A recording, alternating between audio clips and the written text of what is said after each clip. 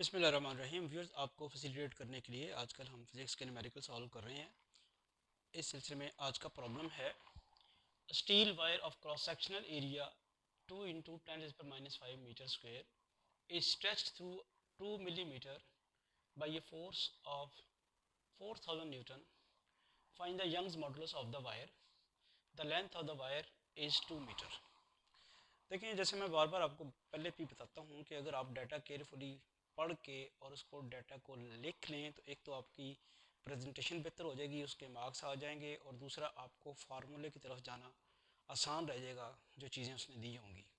Young's modulus जैसे ही आया तो दूसरा तरीका ये हो सकता है कि आपको वो फार्मूला जो लगना है वो पहले से पता हो, तो फिर भी आसानी हो सकती है, या डाटा लिखने के बाद आप देखें कि हमारा फार्मूला इस पर क्या लगना है।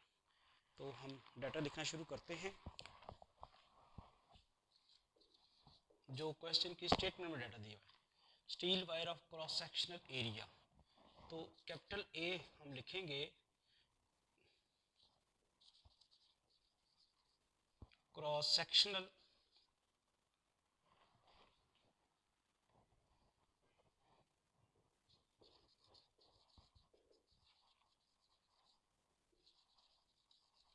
एरिया ऑफ वायर किसके बराबर है? 2 into 10⁻⁵ metre square.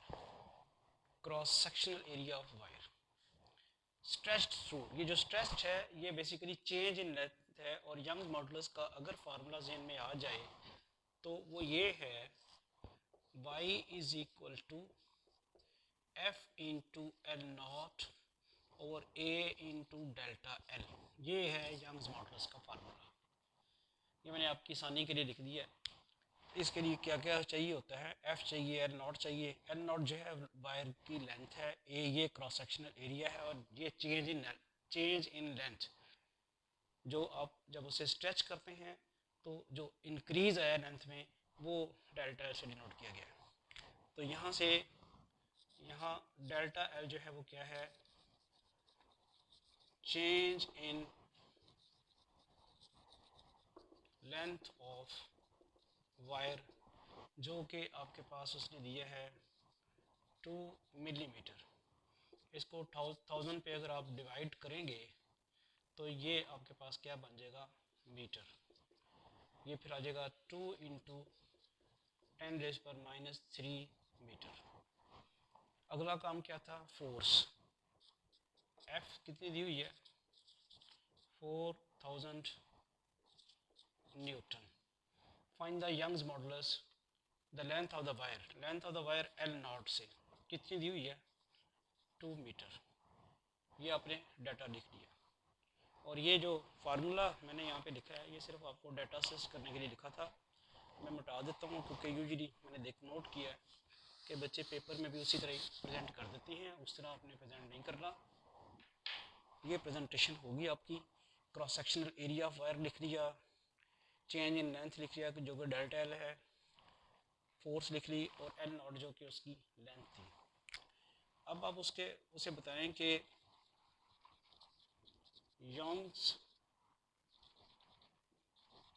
Young's modulus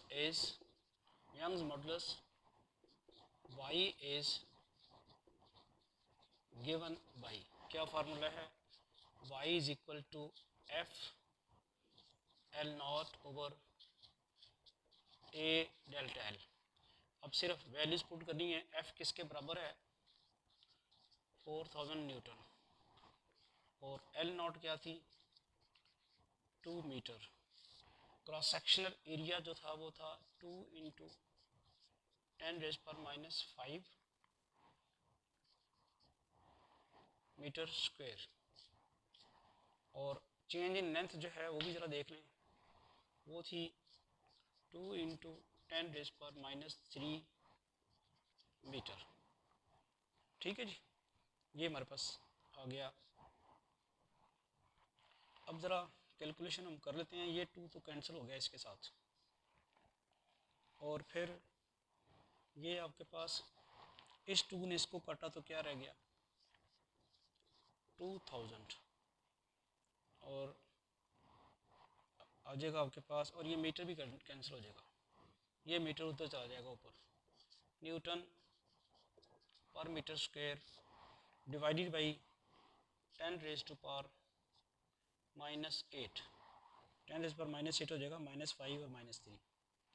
इसको भी अगर हम ऊपर ले जाएं तो ये बनेगा 2000 इंटू 10 रेज पर 8 न्यूटन पर मीटर स्क्वायर, -8 ऊपर जाके, और उसको भी अगर आप मिला दें वो बनेगा 2 into 10 raise to power 3 into 10 raise to power 8 newton metre per square.